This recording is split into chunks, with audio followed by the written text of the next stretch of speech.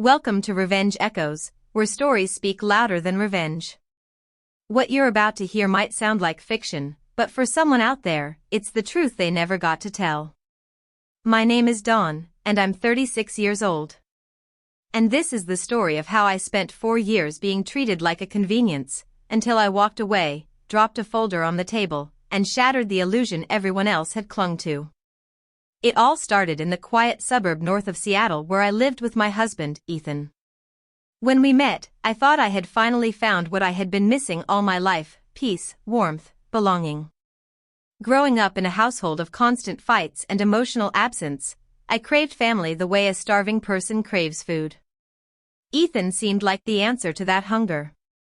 He was gentle, shy, even. A man who smiled softly and held doors open, who never raised his voice but always leaned in close when he talked.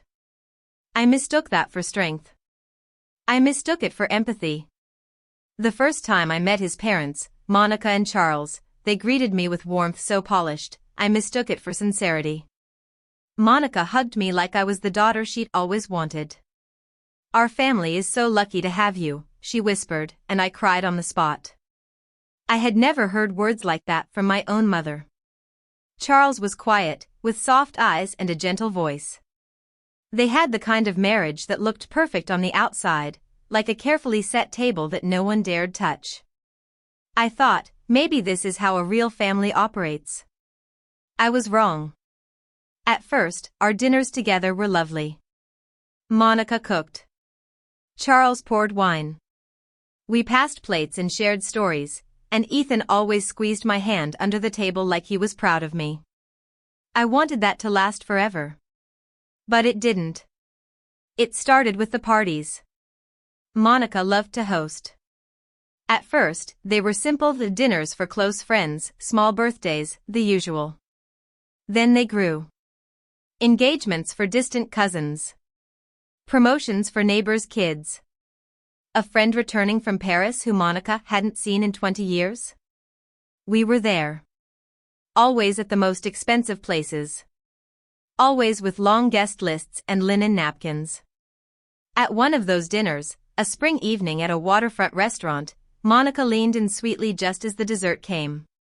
"Oh dear, I forgot my wallet again. Could you cover this?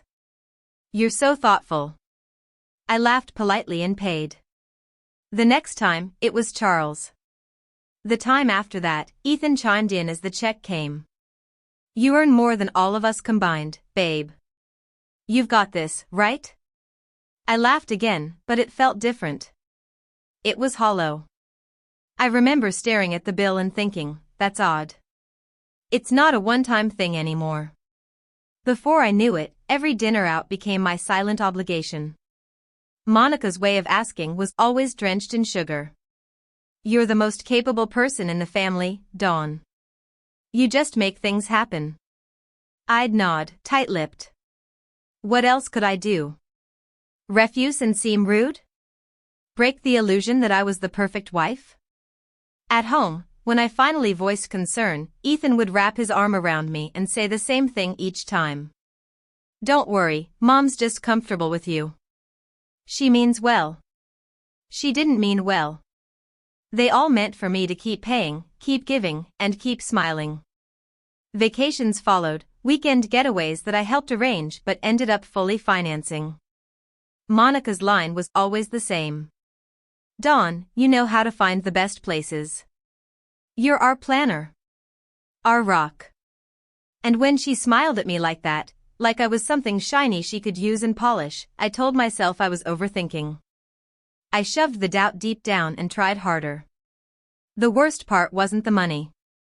It was the loneliness. Because every time I said yes, a part of me whispered no. But no one heard it, not Monica, not Charles, and certainly not Ethan. He never asked if I was okay. Never looked at the mounting charges. Never once stopped to think that maybe I was drowning in a sea of doing the right thing. To him, I was strong. I'd always been strong. So he let me carry everything. Quietly. And I did. Until I couldn't. It was after Charles's 68th birthday party that I first started writing everything down. Every dollar. Every gift. Every favor that turned into an invoice I covered without ever sending. Monica had thrown him a surprise backyard celebration.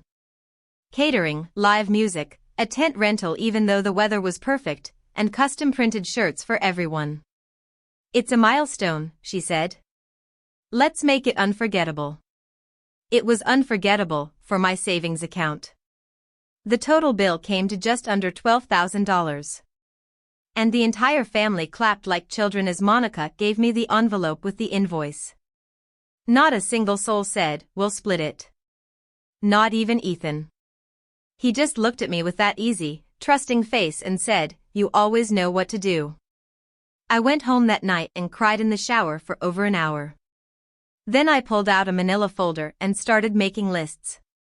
Not because I planned revenge, not yet. But because I needed something to hold on to. Some proof that I wasn't going crazy. That folder became my secret strength. Each entry was a bruise turned into evidence. A month later, Monica called me on a random Tuesday afternoon while I was in a Zoom meeting at work. Her voice was soft. Too soft. "Dawn, sweetie. Charles has been talking about replacing the car. He's been getting nervous about taking the grandkids around in that old thing. I was hoping you could help us find something safe and reliable. Maybe something with a backup camera? You know how he is with parking." I bit the inside of my cheek. I already knew what this meant. She didn't want help picking a car, she wanted me to buy it. But I'd gotten better at listening between the lines by then. "I'll see what I can do," I said quietly. And I did. I saw the price tag. $48,000 for a new SUV. Leather seats. All the bells and whistles. I didn't say yes.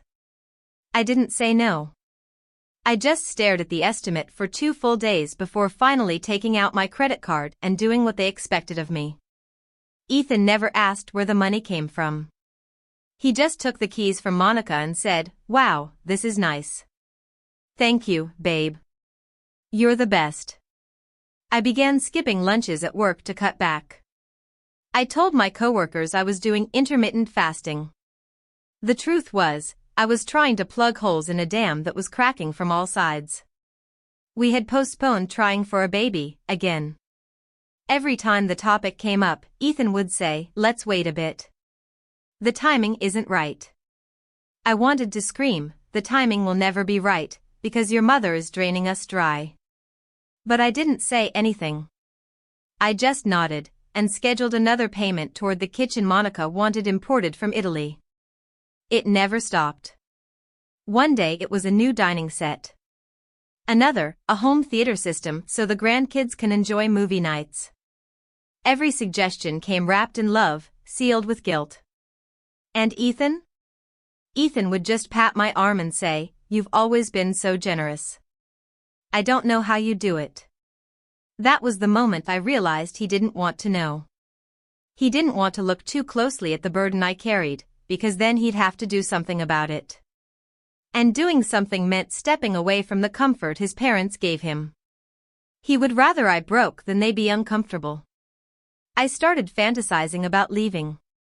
Not because I didn't love Ethan, but because I had finally accepted he never truly stood beside me. He loved the version of me that carried his family like a mule while smiling like a saint. He loved the convenience, not the cost. But I wasn't ready to walk yet. I needed to be sure. So I watched them closer. I stopped making excuses. And that's when I saw it, Monica's mask slipping in the smallest ways. Her comments became sharper. Her tone less sweet. Once, when I mentioned I couldn't join them for brunch because of a work deadline, she smiled thinly and said, "It's okay, we'll just order less. We'll miss your wallet, your company." Everyone laughed. I did too. But that night, I added it to the folder. The file was thick by then. Sofas, curtains, rugs, all under the category of family expenses I never agreed to. And with every page, my spine grew a little straighter. I wasn't crazy. I wasn't imagining things. They were using me. All of them. And Ethan? He was complicit by silence. So I began preparing for the end, not with a scream, not with a fight, but with a calm, calculated resolve that I would one day make it stop. But not before I made sure they saw what they had done. Not before I left them with the bill. It was the French curtains that finally snapped something inside me. Dawn, I saw these beautiful French drapes online, Monica had gushed over the phone, her voice all velvet. They're handmade, you know, and would suit our new windows so perfectly. I just know you'd pick the right color. I can't trust anyone else's taste.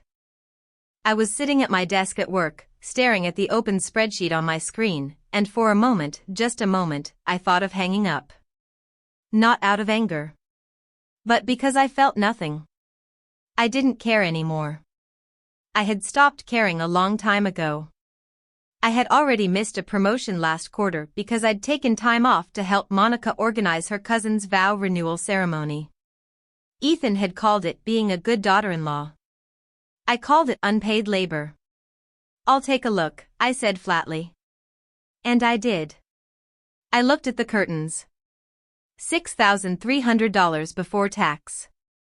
Imported. Delicate. Pointless. But Monica would never see it that way. To her, I was the magic ATM that smiled politely and never declined a request. And she had trained Ethan well to think the same. That night, I sat by the window of our apartment and stared out into the still Seattle sky. For the first time, I didn't cry. I didn't rage. I just accepted it. They would never stop using me. Not unless I stopped them. And I wouldn't be begging for space this time. I would leave proof. In silence. I had already spent months collecting receipts, contracts, confirmation emails, digital invoices, all backed up and printed in my growing folder. I sorted everything by category, by date, and highlighted the total, $384,219. That was what I had paid over the last 4 years. Not for vacations. Not for shared dreams. But for their lifestyle. Monica's lavish parties. Charles's SUV. Furniture sets I never sat on. Appliances I never touched. Even the plane tickets for her niece's wedding in Aruba, none of it had anything to do with me, and yet I had paid for it all. And now, the time had come. The idea of walking out quietly had crossed my mind before, but that felt incomplete. Too simple. Too easy. No, Monica needed to know exactly what she'd done. Ethan needed to see what he'd let happen. They needed to feel the weight I had been carrying. So I decided I would wait. One more party. One last grand performance. It was fitting, really. Monica and Charles's 40th wedding anniversary was just weeks away. The event of the season. Monica had already started planning, lakefront venue, string quartet, custom menus, and a guest list of over 70 people. I paid the deposit, of course. But this time, I smiled when I did. Because it would be the last check I'd ever write in their name. The week before the party, I met quietly with a divorce attorney. I had the consultation over lunch and signed the papers that same afternoon. Then I opened a new account. Transferred the money I had left. Filed for a new P.O. box. Packed a small suitcase and left it under the bed in the guest room, ready for the night after. Every move I made was deliberate. Clean. Surgical. I told no one, not friends, not colleagues, not even my therapist. I didn't want anyone to talk me out of it. Not this time. The night before the party, I looked at myself in the mirror and barely recognized the woman staring back. She was sharper. Colder, maybe. But steadier. Braver. She didn't flinch at the memory of Monica's voice. She didn't tremble thinking about Ethan's shrug. She just stared with calm, steady eyes. "You're almost free," I whispered. And I believed it. I slid the thick folder into my handbag and placed the signed divorce papers into a clean white envelope labeled with Ethan's name. Then I put on my favorite navy blue dress, the one Monica once said was too modest for someone as successful as you, and got ready to play my final part. The next morning, the sun rose over Seattle like a quiet witness to what was coming. I arrived at the lakefront venue early, as I always did. Monica was already there, giving instructions to the catering team, dressed in a new designer silk gown and pearl earrings that I knew, without checking, had been billed to me. Ethan greeted me with a kiss on the cheek. "You look beautiful," he said, his eyes warm. I looked at him for a long second and replied, "Thanks. So do you." He had no idea what was coming. None of them did. As guests began to arrive, I stood near the floral arch Monica had insisted on. I smiled. I chatted. I took pictures. I played the role she had groomed me for. Until it was time. Time for toasts. For public gratitude. For Monica to stand at the center of the room and deliver her usual rehearsed speech. She spoke of love, loyalty, family, and sacrifice. Her eyes glittered with emotion as she said, "This family is everything to me. I am so proud of what we've built together." People clapped. She turned to me and added sweetly, "And none of this would be possible without our darling Dawn, who always makes sure everything runs perfectly. You are the daughter I never had." I walked to the table slowly. Opened the decorative gift box full of cards and cash from guests. Counted aloud as I pulled each bill and check, 5,000, 10,000, 15. At 60,000, I stopped. "This should cover tonight," I said clearly. "For once, Monica, you won't need my card." The room fell silent. Even the wind outside seemed to hush. And then I pulled the folder from my bag. Thick. Labeled. Documented. "Here," I said, placing it gently in front of her. "This is what I've paid over the last 4 years. Every dinner, every car, every curtain. Every single time you smiled while handing me the bill." Monica didn't move. Charles looked like he wanted to disappear. Ethan opened his mouth, but no words came out. I didn't wait for applause. I didn't need validation. I took out the white envelope and handed it to Ethan. Then I turned to Monica and said the words that had lived in my throat for years. "I am not your wallet. I am not your convenience. I am no longer your anything." And I walked away, leaving behind the murmurs, the gasps, and the silence they could no longer hide behind. I walked out of that party and into the evening air like I was stepping into a new life. The sky was painted in soft streaks of gold and lavender, the lake behind me reflecting the light like it, too, was watching my rebirth. I didn't look back. Not once. I didn't need to. I could hear the chaos unraveling behind me, Monica's sharp voice trying to gather control, guests murmuring in disbelief, and Ethan's weak, stammering attempts to explain. But that wasn't my burden anymore. I had finally placed it down. I took a cab straight to the hotel I had booked under a different name. It was simple but clean, and the woman at the front desk smiled kindly when I asked for a room overlooking the water. For the first time in years, I opened a door and walked into a space that was mine, and mine alone. No voices asking for things. No expectations. Just silence. And peace. That night, I didn't cry. I didn't feel triumphant either, not yet. I felt hollow. But not in a bad way. More like something that had been filled to the brim with poison was finally drained. I slept without waking once. The next morning, I went to my lawyer's office and filed the divorce papers in person. I wanted no delays, no hesitations, no more weight left to carry. As I signed the final page, the attorney looked up at me and said gently, "You've done something very difficult. Most people never do." I didn't answer. But my hands, for the first time in months, didn't shake.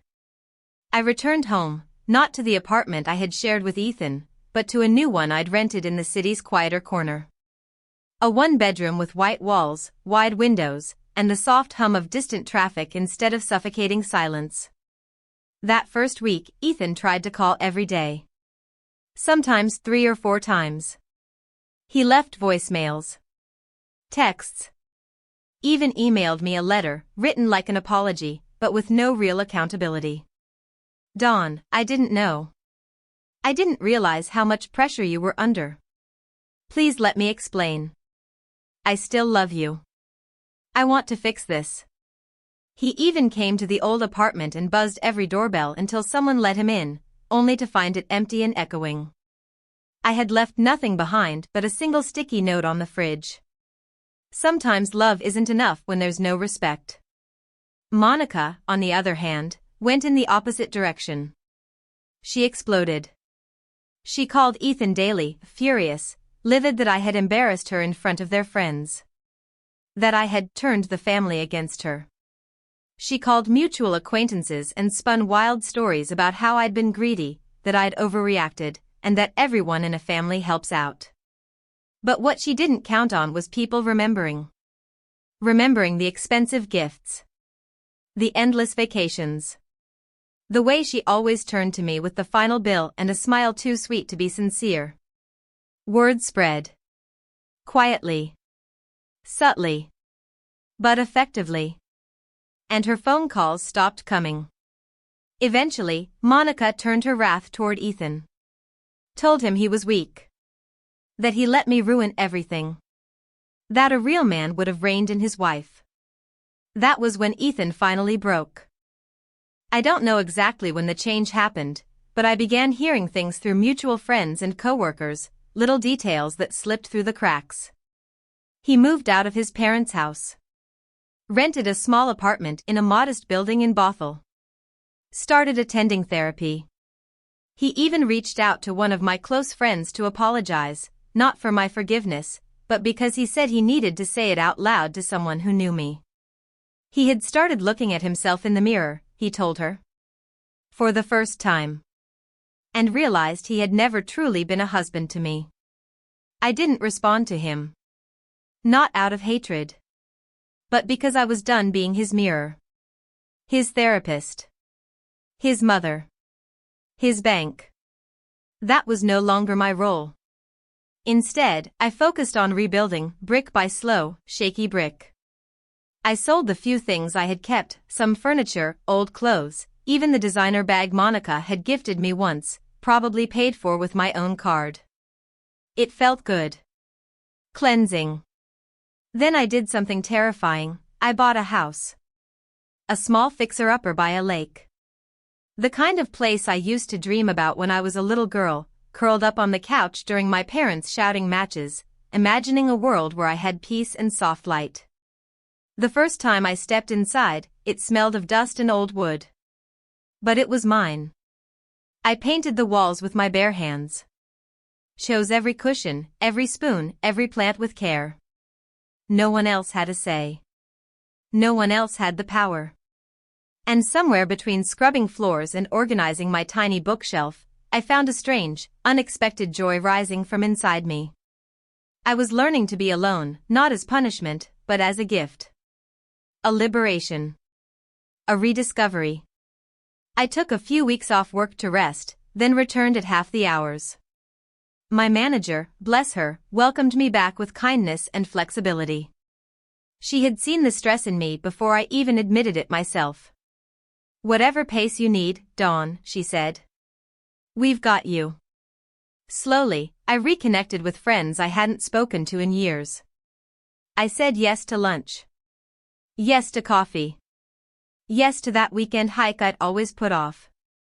One night, I opened the box of things I'd saved from my marriage. Inside was a single photo, Ethan and I on our honeymoon, laughing over melting ice cream. I stared at it for a long time. Not with anger. But with sadness. Not all stories are meant to go the distance. And not all love is worth sacrificing yourself for. Weeks passed. then months. And with every sunrise over that quiet lake, I began to feel more like myself, maybe for the first time ever. The silence that used to terrify me now felt like peace. There were no emails asking for deposits, no brunches I was expected to foot the bill for, no fake emergencies from Monica that just happened to coincide with her designer impulses. I planted daisies and lavender in the yard. I picked out old jazz records from a thrift store and let them play through the soft hours of the afternoon. For the first time in years, I didn't flinch every time my phone buzzed. I turned down meetings I didn't want to attend. I bought myself a dress, not on sale, not secondhand, but simply because I liked how it made me feel. And then, just when I thought the chapter had finally closed, I received a message. It was from Liam. We had worked together once years ago, on a project I'd barely remembered until now. I recalled him being kind, reserved, the type of person who offered help before being asked. Hey, the message read. I heard you moved to the lake area. I live nearby. Want to grab coffee sometime? I hesitated. Not because I was afraid, but because I wasn't sure I knew how to be with someone who didn't want anything from me. But something inside me said, try. So I did. We met at a small cafe overlooking the water. He ordered a cappuccino with cinnamon on top. I ordered green tea with honey. The conversation flowed effortlessly. He asked me about books, music, travel, not once about my past or what I could do for him. He didn't make me feel like I had to perform, or impress, or explain. We just talked. And for the first time in a very long time, I laughed, not politely. Not performatively. But freely. Liam never asked about Ethan, but when I brought it up, he simply nodded. You don't have to tell me anything you're not ready to, he said. We all have our storms. It matters what we do after them. That's when I knew, this man saw me, not the version of me others had crafted. We started seeing each other once a week. Then twice. Then more. But it wasn't fast or overwhelming, it was gentle. Respectful. Healing. He helped me fix a leak under the kitchen sink one Saturday, and we ended up covered in dust and laughing until we both couldn't breathe. It felt like a movie, but not the grand romantic kind. The honest kind. The kind where someone holds your hand not to pull you somewhere, but simply to remind you, I'm here. Ethan still tried to reach out occasionally. His messages became less desperate, more subdued. He once wrote, I see it now. All of it. I wish I had earlier. I never responded. I didn't need closure from him anymore. The real closure had come the moment I stopped trying to earn love with sacrifice. And Monica? She faded into the background, still bitter, still whispering stories to whoever would listen. But fewer people listened now. Her power had always been rooted in the illusion of generosity. Once I exposed the truth, she shrank back into her world of silk curtains and shallow compliments. I heard from a mutual acquaintance that she and Charles had scaled back dramatically. Monica was furious when Ethan moved out. Even more furious when he didn't defend her anymore. Charles, they said, had grown quieter. He aged faster after I left. And Ethan? He started building something of his own. He found a job in the city, started therapy full-time, and, so I heard, was learning to cook. For himself. It wasn't about me anymore. He wasn't trying to win me back. He was trying to become someone who could finally stand without leaning on someone else. And maybe, in some strange way, that's what love is too. Not saving someone, but walking away so they can learn to save themselves. My life now? It's not a fairy tale. It's better. It's real. There are days I still feel echoes of exhaustion, where I remember how I used to flinch at my own reflection. But then I step outside, onto my porch, coffee in hand, and watch the lake glitter with the promise of another day I own. My time. My choices. My peace. And Liam, kind as ever, will sometimes join me, sitting beside me without needing to fill the silence. He doesn't ask for anything. He just stays. And sometimes, that's the most powerful kind of love. Spring arrived at the lake house like a quiet reward. The flowers I had planted in late winter began blooming. Yellow daffodils. Tiny crocuses that peeked through the soil as if asking, "Is it safe now?" And yes, finally, it was. I had gone through the storm. I had left behind a life where I was nothing more than a resource, a smiling credit card, an invisible support beam that no one ever thanked. And now, every corner of my small house radiated freedom. The walls didn't carry other people's voices anymore. They held only mine. And I had learned to love that sound. I was sitting on the porch one afternoon, barefoot, sun warming my skin, when Ethan sent the last message I would ever get from him. "Hi Dawn. I just wanted to say thank you. Not for the money, or the sacrifices, though I'm ashamed I didn't say it sooner. But for finally walking away. You showed me the truth. About myself. About Mom. About everything. I'm trying to be better now, not for anyone else, just for me. Wherever you are, I hope you're free. You deserve that. Always." I stared at the screen for a long time. There was no bitterness left. Only quiet closure. He had learned something, but I had gained everything. I didn't reply. There was nothing more to say. That part of my life was over. A week later, I took Liam to my favorite spot by the lake, the place I used to go alone in the early weeks after the divorce, when I still felt like a ghost of myself. I told him the full story that day.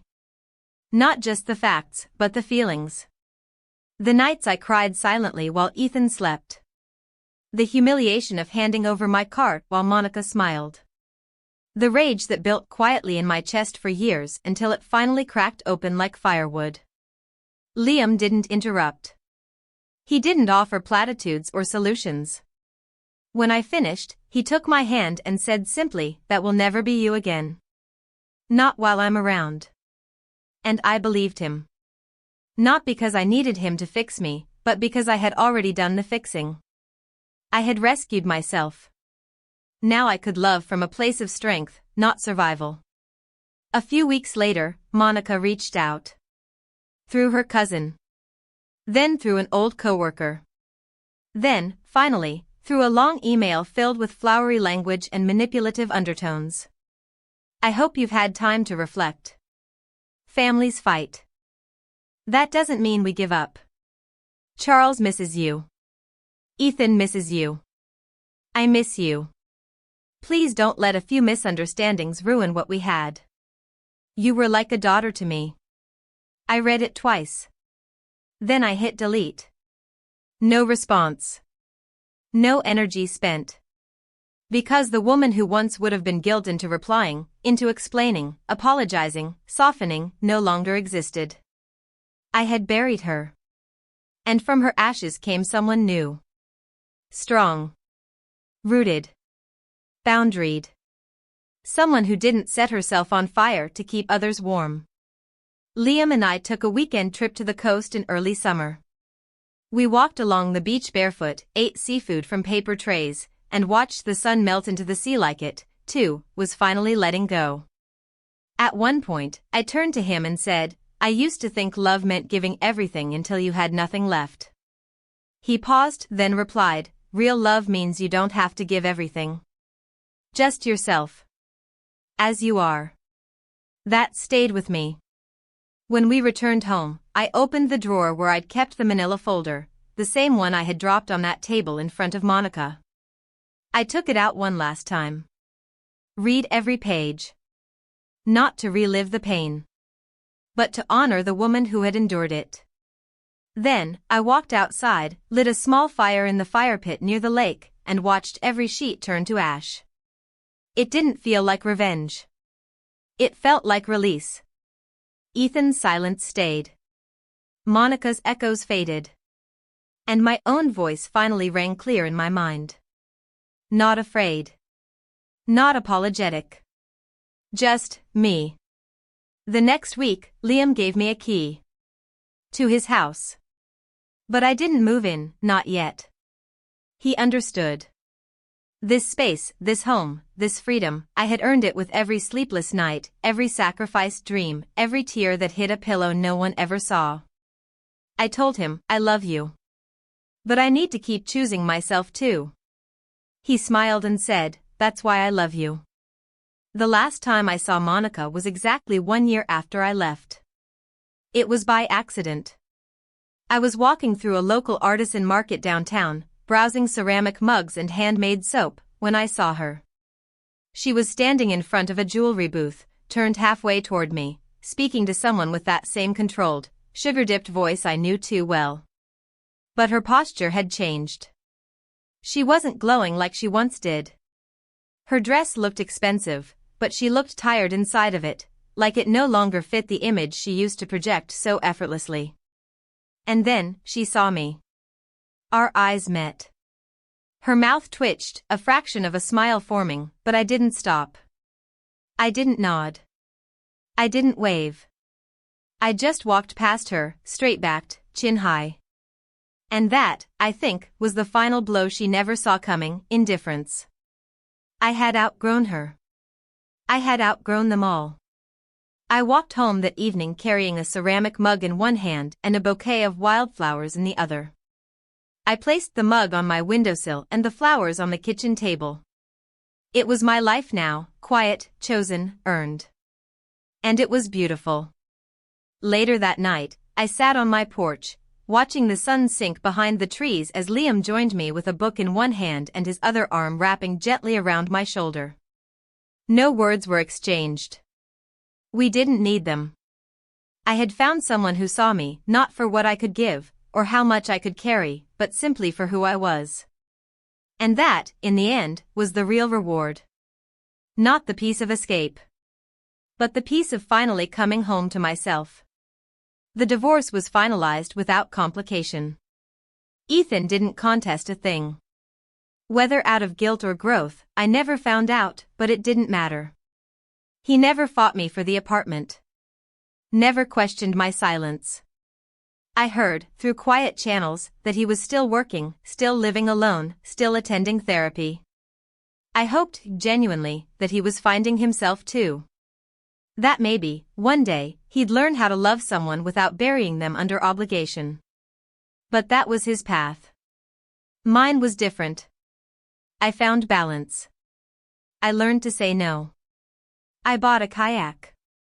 I started painting again, something I hadn't done since college. My mornings became sacred, and my nights restful. I stopped checking my phone every 10 minutes. I stopped holding my breath when the mail came. I stopped apologizing for my existence. And somewhere along the way, I started living again. Liam and I never rushed. We didn't need to. Love, real love, is never about urgency. It's about showing up when it matters and staying when it's easier to run. He stayed. Even when I flinched out of old habit. Even when I needed space to breathe. Even when I told him, please don't ask me to carry anything. He simply held my hand and said, then we'll walk lighter. Monica eventually stopped trying to contact me altogether. The rumors she tried to spread about me died quickly. People saw the truth. My quiet dignity outlasted her noise. The narrative shifted without me lifting a finger. Because when someone has to convince others you're cruel, but you're out there living free, joyful, and whole, well, the story tells itself. And that is how I took my life back. Not with screaming. Not with revenge laced in venom. But with receipts, silence, and a final walkout that said, I will not be your savior. I will not be your bank. I will not be your silent sacrifice. I am mine. And today, as I sit on this porch with the lake shimmering before me, I know that every painful moment was part of the story I had to live to get here. I share this now not for pity, and not even for applause. But for the woman watching who's still paying the emotional invoices others have handed her.